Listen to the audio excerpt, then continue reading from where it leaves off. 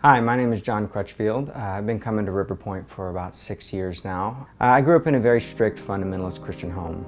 Everybody that I knew or interacted with was either part of my church or part of this Christian homeschool organization that my parents were part of.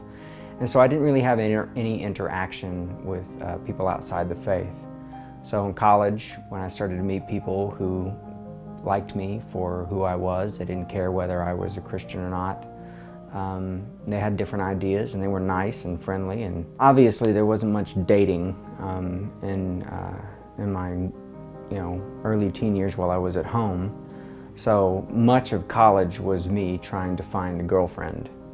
And so I started going out with a girl who had recently come out of a relationship with another woman. She liked me because I was a sensitive artist type. Dating her for more than a year, which really messed up my identity of what it is to be a man, because she wasn't really looking for a man.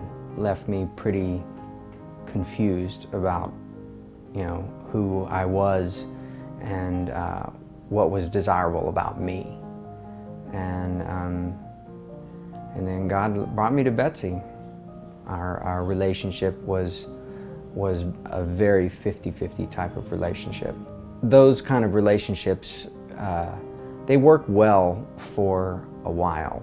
Eventually, I started feeling like I was maybe a little more equal than she was.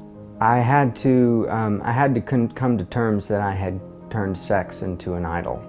This ended up sort of feeding into this constant frustration in my life that would lead to these tremendous explosions over silly things.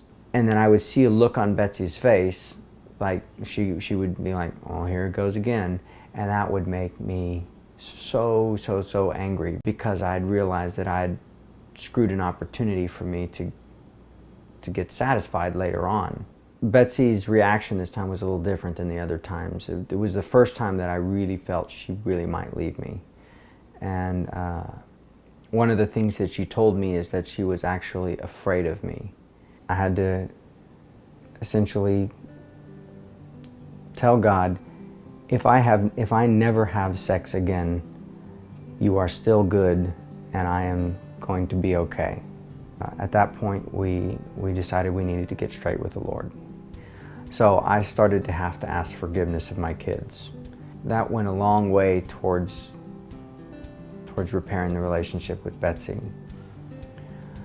So recently my son comes to me and he asks me, well, what is sex?